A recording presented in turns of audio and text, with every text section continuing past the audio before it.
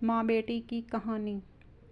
एक समय की बात है। एक रीना नाम की लड़की अपने माता पिता के साथ रहती थी। वह अपने माता पिता की इकलौती बेटी थी। उसके माता पिता उससे बहुत प्यार करते थे, इसलिए वह जो भी मांगती थी उसे लाकर देते हैं।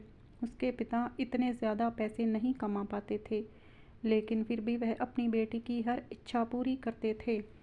एक दिन रीना ने अपने पापा से कहा कि पापा, मेरी चप्पल पुरानी हो गई है, क्या आप मेरे लिए नई चप्पल लाओगे?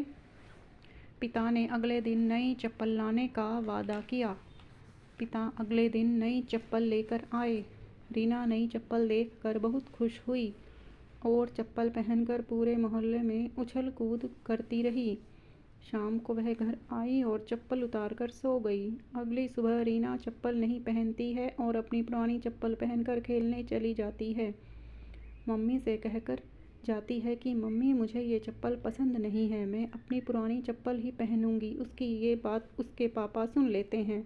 इतने में रीना खेलने भाग जाती है। रीना के पिता उसके पीछे गए और उसे अपने पास बुलाकर कहा कि बेटा, अगर तुम्हें नई चप्पल नहीं पहननी थी तो तुमने क्यों मंगवाई, और तुमने उसे कल पूरे दिन पहन कर रखा। अब हम इसे वापस दुकानदार को भी नहीं दे सकते हैं।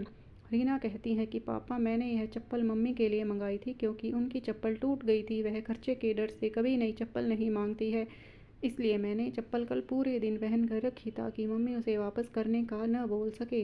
अपनी बेटी की यह बात सुनकर पापा बहुत गर्व महसूस करते हैं और दरवाजे पर खड़ी मम्मी भी बेटी की बात सुन रही थी कि वह भी मन ही मन बहुत खुश हुई कि इतनी सी बच्ची में इतनी समझ। दोनों माता पिता एक दूसरे के सामने देखकर मुस्कुराते हैं और बेटी को प्यार करते हैं। सीख: हमेशा माता पिता की मजबूरी को समझना चाहिए।